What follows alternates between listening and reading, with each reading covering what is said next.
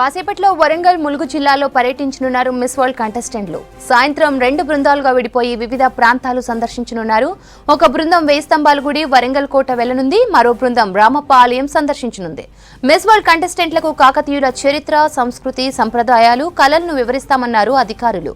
వీరి సందర్శనకు ఏర్పాట్లు చేశామని తెలిపారు. మరోవైపు భారీ బందోబస్తు నిర్వహిస్తున్నారు పోలీసులు. దీనికి సంబంధించి మరిన్ని డీటెయిల్స్ కృష్ణమోహన్ అందిస్తారు. కృష్ణమోహన్, శ్రవంతి, మిస్ వరల్డ్ కంటెస్ట్ల రాక కోసం అయితే సర్వం సిద్ధమైందని చెప్పుకోవచ్చు. ఇంటర్నేషనల్ ఈవెంట్ కావడంతో జిల్లా యంత్రాంగాలు కూడా అత్యంత ప్రతిష్టాత్మకంగా తీసుకున్నాయి. బందోబస్తుకు సంబంధించి కూడా 3 అంచెల భద్రత ఏర్పాటు చేశారు. ఇప్పటికే ములుగు జిల్లా పాలంపేట ఉన్నటువంటి గ్రామం ఇది. ఇక్కడనే రామప్ప దేవాలయం ఉంటుంది, యునెస్కో గుర్తింపు పొందింది. పాలంపేట ఉన్నటువంటి ఆర్చి దగ్గర నుంచే స్వాగతం పలుకనున్నారు. దానికి సంబంధించినటువంటి ఏర్పాట్లు చేశారు. ఇప్పుడు పాలంపేటలో పూర్తిగా పోలీస్ ఆంక్షల్లో ఉన్నాయి. దాదాపు 1000 మంది పోలీసులు ఇక్కడ పహారా కాస్తున్నారు.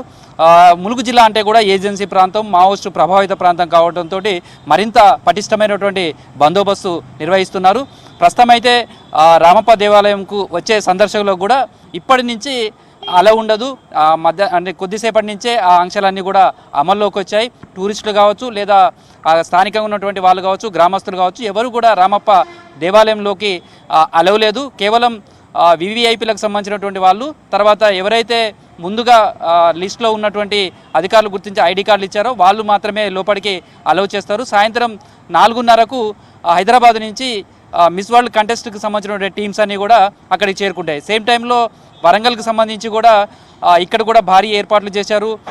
ఇక్కడ మనం ప్రస్తుతం హరిత హోటల్లో ఉన్నాం. ఇదే హరిత హోటల్ దగ్గరికి 4:45కు అమెరికన్కి సంబంధించినటువంటి ఈ కంటెస్ట్లో పాల్గొంటున్నటువంటి వాళ్ళు వస్తారు.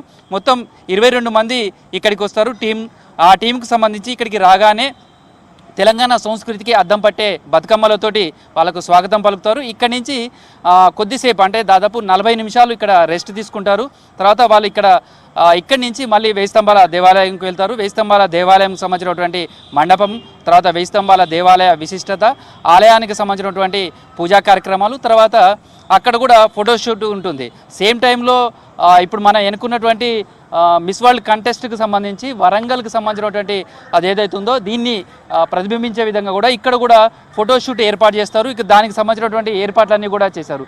ఇప్పటికే హరిత హోటల్కి సంబంధించి 3 అంచెల భద్రత ఏర్పాటు చేశారు. ఇప్పుడు ప్రస్తుతం ఈ హోటల్కి సంబంధించి పనిచేసే వాళ్ళు, తర్వాత పోలీసులు తప్ప ఎవరిని కూడా లోపలికి అలో చేయట్లేదు. ఇక్కడికి వచ్చిన తర్వాత ఇక్కడనే వాళ్ళ కోసం ప్రత్యేకంగా 22 మంది ప్రతినిధులు రాబోతున్నారు కాబట్టి వాళ్ళకి సంబంధించినటువంటి రూమ్స్ను కూడా సపరేట్గా ఏర్పాటు చేశారు. వాళ్ళకి కావాల్సినటువంటి అన్ని రకాల ఫెసిలిటీస్తో పాటు భారీ భద్రత ఏర్పాటు చేశారు. ఇక్కడ ఫోటోషూట్ అంతా కూడా పూర్తి చేసుకున్న తర్వాత వేయి స్తంభాల దేవాలయంకి వెళ్తారు. వేయి స్తంభాల దేవాలయ ఆలయ విశిష్టత, తర్వాత ఆలయంలో పూజా కార్యక్రమాలు, వీటన్నిటి మీద కూడా ఈ మిస్ వరల్డ్ కంటెస్ట్లో పాల్గొంటున్నటువంటి వాళ్ళందరికీ కూడా వివరిస్తారు. అక్కడ దాదాపు 40 నిమిషాల పాటు ఈ సెషన్ అంతా ఉంటుంది. అక్కడి నుంచి వేయి స్తంభాల దేవాలయం నుంచి వరంగల్లో ఉన్నటువంటి ఫోర్టుకు వెళ్తారు. అక్కడ కాకతీయులకు సంబంధించినటువంటి రాజధానిగా ఉంది. అక్కడి నుంచే దక్షిణ భారతదేశాన్ని మొత్తం కూడా వాళ్ళు పరిపాలన చేశారు. అక్కడ ఆనాటి రాజరిక వ్యవస్థకు అక్కడ ఉన్నటువంటి కోట కావచ్చు, అక్కడ ఉన్నటువంటి శిల్ప సంపద కావచ్చు, అవన్నీ కూడా అక్కడ కనిపిస్తూ ఉంటాయి. వాటన్నిటినీ వాళ్ళకు వివరిస్తారు. తర్వాత కాకతీయుల పాలన ఏ విధంగా జరిగింది, అప్పటి వాళ్ళు కట్టినటువంటి కోటలు కావచ్చు, వాళ్ళు సాధించిన విజయాలు కావచ్చు, వీటన్నిటి మీద కూడా వాళ్ళకు వివరించడంతో పాటు గైడ్స్ ప్రత్యేకంగా ఏర్పాటు చేశారు. సేమ్ టైంలో వాళ్ళకు సంబంధించి మొత్తం హిస్టరీ అంతా కూడా వాళ్ళకు వివరించే ప్రయత్నం చేస్తారు. అక్కడ ఫోటోషూట్ ఉంటుంది. ఆ తర్వాత అక్కడ కల్చరల్ ఈవెంట్స్ను కూడా ఏర్పాటు చేశారు. 2 ఉంటాయి. అందులో ఒకటేమో రుద్రమాదేవి మహారాణిగా ఆమె ఏ విధమైనటువంటి పరిపాలన సాగించింది, కాకతీయుల పాలనకు సంబంధించింది. మొత్తం ఒక నృత్య రూపంలో 10 నిమిషాలు ఉంటుంది. అదేవిధంగా కాకతీయులు యుద్ధానికి వెళ్ళే సైనికులను వాళ్ళలో ధైర్యాన్ని నింపేందుకు రూపొందించినటువంటి ప్రేరిణి నృత్యానికి సంబంధించి కూడా ఒక 7 నిమిషాల పాటు అక్కడ కూడా ప్రదర్శిస్తారు. మొత్తం అక్కడ పూర్తి చేసుకొని 8-10 నిమిషాలకు అక్కడి నుంచి బయలుదేరి మళ్ళీ తిరిగి హన్మకొండలో ఉన్నటువంటి మనం ప్రస్తుతం ఉన్న హరిత హోటల్కు చేరుకుంటారు. ఇక్కడనే వాళ్ళకి సంబంధించినటువంటి డిన్నర్ పూర్తి చేసుకున్న తర్వాత రాత్రి 9 తర్వాత వాళ్ళు ఇక్కడి నుంచి తిరిగి హైదరాబాద్ వెళ్తారు. సేమ్ టైంలో రామప్ప దేవాలయానికి సంబంధించి కూడా ఇప్పటికీ అది యునెస్కో గుర్తింపు పొందింది.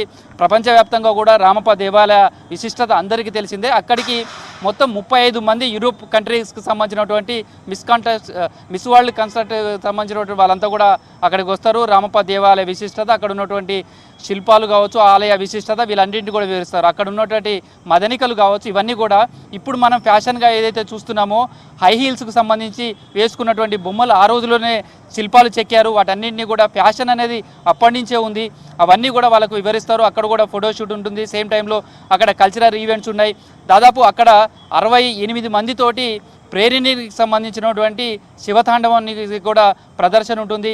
అవన్నీ పూర్తి చేసుకొని అక్కడ వాళ్ళు డిన్నర్ పూర్తి చేసుకొని తిరిగి హైదరాబాద్కు భారీ భద్రత మధ్య కూడా వెళ్తారు. ప్రస్తుతం అయితే మిస్ వరల్డ్ కంటెస్టులకు సంబంధించినటువంటి పర్యటన నేపథ్యంలో ఇటు ములుగులో కావచ్చు, ఇటు వరంగల్లో కూడా భారీ భద్రత ఏర్పాటు చేశారని చెప్పచ్చు శ్రవంతి.